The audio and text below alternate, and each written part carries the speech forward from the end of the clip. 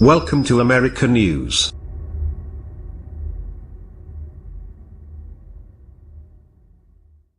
From the Progressive for many years, I have held 2 shares in America's only publicly owned major sports team, the Green Bay Packers. There are no dividends, no special seats, no stadium perks. I cannot sell the shares.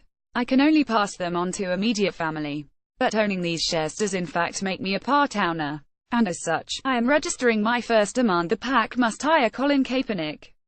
Kaepernick's path-breaking "Take a Knee" before the national anthem guarantees him an historic place in the Civil Rights Hall of Fame. Begun last year, it is a carefully considered, well-timed, and very public call to pay attention to ongoing police brutality toward black people in this country. Since Kaepernick quietly began his protest as a San Francisco 49er, hundreds of athletes in various sports at all levels have joined in. Rarely in history has series of protests sparked such a riveting dialogue, or been so widely misconstrued.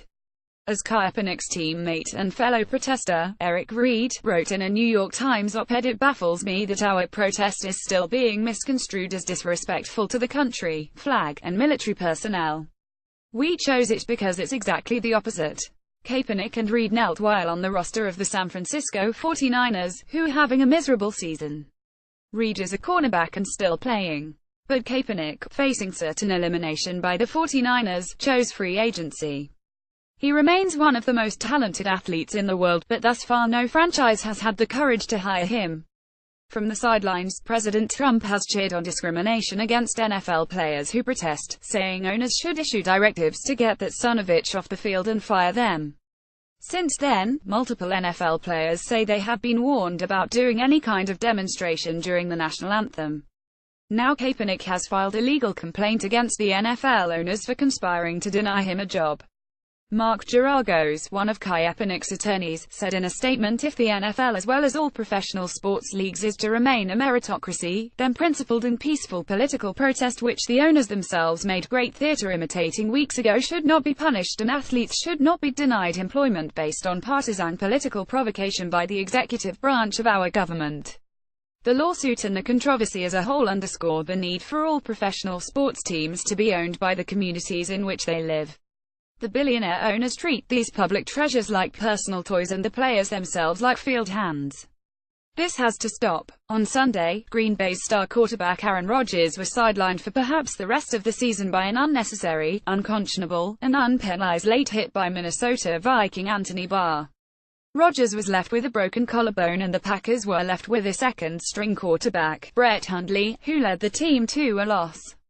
Whether or not Hundley plays well enough in ensuing games to justify staying on as a starter, the Packers need to pick up another quarterback. In 2012, Kaepernick led the 49ers to the Super Bowl, losing by a single field goal. The team has since slipped in part because it lost its superb coach Jim Harbaugh, who has remained supportive of Kaepernick. But Kaepernick's numbers last season were strong, with 18 total touchdowns against just 4 interceptions. He is still an excellent passer, with running abilities rarely seen among NFL quarterbacks. At 30 years of age, he's within his physical prime while being more seasoned and savvy than most of the league's designated starters. Throughout the season, I've been hoping the Packers would hire Kaepernick as a backup. But now this possibility has become an imperative: the Packers must hire Colin Kaepernick. They need another quarterback. He is the best one available. As an owner, I have made my decision.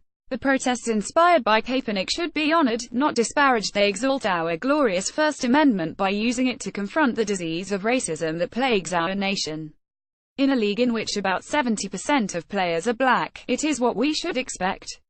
So, as an owner, I now respectfully direct the Packers management to do what's best for the franchise and the nation.